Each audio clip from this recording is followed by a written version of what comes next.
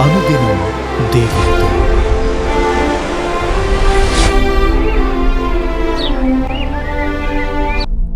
అనుదినం దేవునితోనే కార్యక్రమాన్ని చూస్తున్న మీ అందరికీ మన ప్రభువైన రక్షకుడైన యేసుక్రీస్తు ఘనమైన నామంలో వందనాలు. ఉదయకాలం దేవుని వాక్యం చూసుకుందాం. కొరింథీయులకు రాసిన మొదటి పత్రిక 11వ అధ్యాయం 1వ వచనం. నేను క్రీస్తును పోలి నడుచుకొనుచున్న ప్రకారము మీరును నన్ను పోలి నడుచుకొనుడి. దేవుడు తన ఏకైక కుమారుడైన క్రీస్తునందు ఎంతగానో సంతోషపడి, అలాగే తన కుమారుని పోలి నడుచుకుని వారు ఈ లోకములో అనేకులు ఉండాలి అని దేవుడు వాంఛించినాడు. అయితే మనకు తెలుసు, మనము దేవునికి కానీ ఆయన ప్రియ కుమారుడైనటువంటి యేసుక్రీస్తు ప్రభువుకు కానీ ఎన్నడూ సాటి వారముగా సమానులముగా ఎప్పటికీ మనం ఉండలేము. కానీ క్రీస్తు ప్రభువును సొంత రక్షకునిగా అంగీకరించి మారు మనసు పొంది పశ్చాత్తాపపడి పరిశుద్ధపరచబడి ఆత్మలో ఎదిగినప్పుడు ఆయన సహాయము ద్వారా, దేవుని ఆత్మ సహాయము ద్వారా మనము ఆత్మలో ఎదిగినప్పుడు క్రీస్తు ప్రభు యొక్క పోలికగా మనం మార్చబడగలం. దేవుని ఉచితమైన కృపను బట్టియే మనం ఆయన పోలికలోనికి మనం మార్చబడగలం. ఇక్కడ అపోస్తలుడైనటువంటి పౌలు గారు కొరింథీ సంఘానికి అంటున్నాడు, నేను క్రీస్తును పోలి నడుచుకొనుచున్న ప్రకారం మీరు నన్ను పోలి నడుచుకొనుడి. ఈ మాట ఎంతో ధీమాగా చెప్తున్నాడు. అయితే ఈ మాటను పౌలు గారు ధీమాగా చెప్పక ముందు ఆత్మకు శరీరానికి మధ్య జరిగినటువంటి పోరాటంలో ఎంతగానో నలిగిపోయినాడు. ఆత్మలో ఎదగక ముందు రోమీలకు రాసిన పత్రిక 7వ అధ్యాయంలో అపోస్తలుడైన పౌలు గారు అంటున్నారు, నేను చేయునది నేను ఎరుగను, నా దేహమందు నా శరీరమందు మంచిది ఏదీ లేదు. నేను చేయగోరు మేలు చేయక నేను చేయగోరని కీడునే నేను చేస్తున్నాను. నేను ద్వేషించున్నదే నేను చేస్తున్నాను.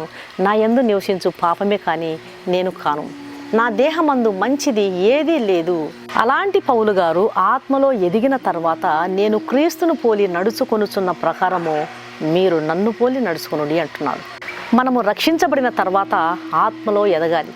మనం ఆత్మలో ఎదగకపోతే మరుగుజ్జులుగా మనం ఉండిపోతాం. ఎదగవలసినంత ఎదగకపోతే శోధనలు వస్తాయి. కొన్నిసార్లు ఓడించబడడం కూడా జరుగుతుంది. అందుకొరకే రక్షించబడిన తర్వాత మనం ఆత్మలో ఎదగడానికి ప్రయాసపడాలి. మనము రక్షించబడినప్పటి నుండి ఆయన పోలికగా మార్చబడేటువంటి కార్యము మొదలై మనము మృతుల పునరుత్థానమందు ఆయన ఎదుట నిలబడేంత వరకు ఈ కార్యము ముగించబడుతుంది. మనము నిత్యము క్రీస్తులాగా జీవించాలి అనే ఆశలు కలిగి ఉండాలి. కానీ ధనము కొరకు ప్రాకులాడకూడదు. పేరు ప్రఖ్యాతుల కొరకు ప్రాకులాడే వారముగా మనం ఉండకూడదు.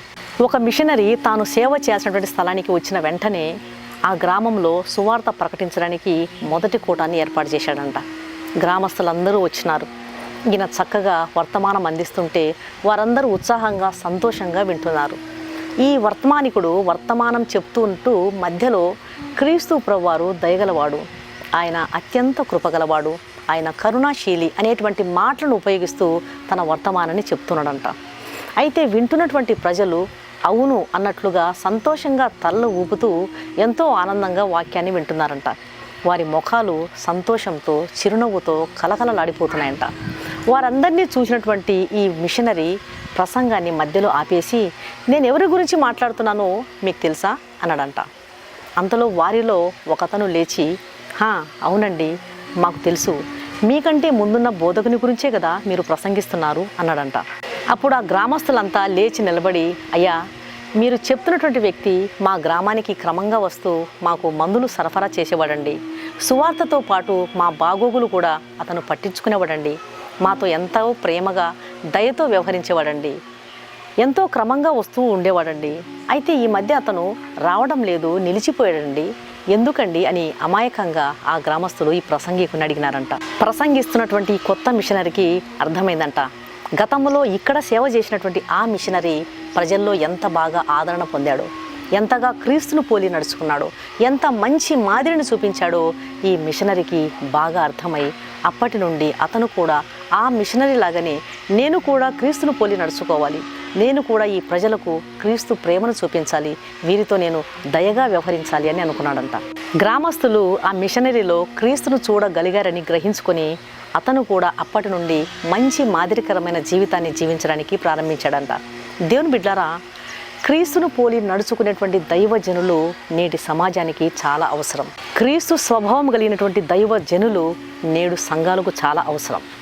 క్రీస్తును చూడాలని ఆశించిన వారు మొట్టమొదటగా క్రీస్తు దాసులను చూడడానికి వస్తారు. క్రీస్తును చూడాలని వచ్చేవారు మొదటగా క్రీస్తు దాసులను చూస్తారు. దేవుని సేవ చేసేటువంటి దేవుని సేవకునిలో క్రీస్తు సారూప్యం వారికి కనబడకపోతే వారు అసంతృప్తితో తిరిగి లోకంలోకి వెళ్ళిపోతారు. ఈ వాక్యం వింటున్న ప్రియమైన దేవుని బిడ్డలారా, క్రీస్తు పోలికలో మనం నడుచుకోవాలి. క్రీస్తు స్వభావాన్ని మనం అనుసరించి నడవాలి. ఆయన ప్రేమను, ఆయన దయను, ఆయన గుణ లక్షణాలను, ఆయన స్వభావ లక్షణాలను మనం కలిగి అనేక ఆత్మలను దేవుని రాజ్యంలోకి చేర్చుటకు ప్రభు మనకు సహాయం చేయనుగాక. కళ్ళు మూసుకోండి, ప్రార్థన చేస్తాం. పరిశుద్ధుడైన తండ్రి, ప్రేమగల నాయన, జీవం గల దేవా, నీకు వేలాది స్తోత్రాలు ప్రభువా. నేను క్రీస్తును పోలి నడుచుకొనుచున్న ప్రకారము మీరు నన్ను పోలి నడుచుకునుడని మీ దాసుడైనటువంటి పౌలు గారు చాలా ధీమాగా చెప్తున్నాడు కొరింథీ సంఘానికి. కారణం, మీ దాసుడు మీ పోలికగా మార్చబడేటువంటి విషయంలో ఎంతో ప్రయాసపడ్డాడు నాయన. శరీరము ఆత్మకు, ఆత్మ శరీరమునకు ఒకదానికొకటి విరోధంగా పోరాడుతున్నటువంటి పోరాటంలో తాను జయించాడు. పరిశుద్ధత కొరకు, పరిపూర్ణతను సాధించుట కొరకు ప్రయాసపడ్డాడు. నా తండ్రి, ఆత్మలో ఎదగాలని మీరు వాక్యం ద్వారా సెలవిస్తున్నారు. ఆత్మలో ఎదగకపోతే మేము మరుగుజ్జులుగా ఉండిపోతాం. నీ రాజ్యం కొరకు మేము ఏమీ చేయలేము నాయన. నా ప్రియమైన తండ్రి, నీవు ఎంత దయగలవాడువో, మీరు ఎంత కరుణ గలవాడు, ఎంత అత్యంత కృప గలవాడు. అలాంటి గుణ లక్షణాలను మేము కూడా కలిగి, అయ్యా మీరు యేసు ప్రభువా అని ప్రజలు అనుకునేంత సాత్వికతలోకి మమ్మల్ని అందరినీ మీరు నడిపించండి. మీరే సహాయం చేయండి ప్రభువా. ఈ వాక్యం వింటున్న ప్రతి ఒక్క బిడ్డను మీరు దర్శించండి. అయ్యా, ఎంతమంది అవిధేయులు, తిరుగుబాటుదారులు ఉన్నారో వాళ్ళందరినీ మీరు మార్చివేయండి. రక్షణ లేని వారిని రక్షించండి ప్రభు. అనారోగ్యవంతులను మీరు ముట్టండి. ఎగ్జామ్స్ కోసం ప్రిపేర్ అవుతున్న వారికి జయము దయచేయండి. గర్భవతులకు సుఖమైన ప్రసవం దయచేయండి.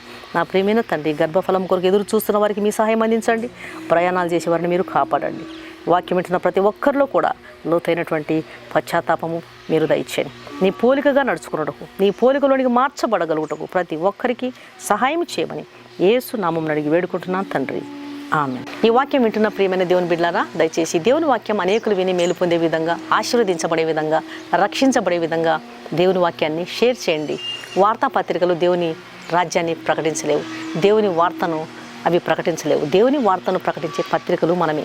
కాబట్టి దేవుని వాక్యాన్ని షేర్ చేయండి. మీ ప్రార్థన అవసరాలను కామెంట్ సెక్షన్లో తెలియజేస్తున్నారు. మీ అందరి కొరకు ప్రతిరోజు ప్రార్థన చేస్తున్నాం. ఈ వాక్యం విన్న మీలో ఇంకా రక్షణ పొందని వారు ఎవరైనా ఉన్నట్లయితే దయచేసి క్రీస్తు ప్రభువారికి మీ హృదయాన్ని ఇవ్వండి. ఆయన ఇచ్చే ఆహ్వానాన్ని తృణీకరించవద్దండి. ఆయన కార్చినటువంటి రక్తములో కడుగుబడితేనే ఒక పాపికి రక్షణ, నిరీక్షణ, పాప క్షమాపణ. ఆయన ఇచ్చే ఉచితమైన రక్షణను స్వీకరించండి. ప్రభు మీ ఆత్మలను రక్షించునుగాక. God bless you.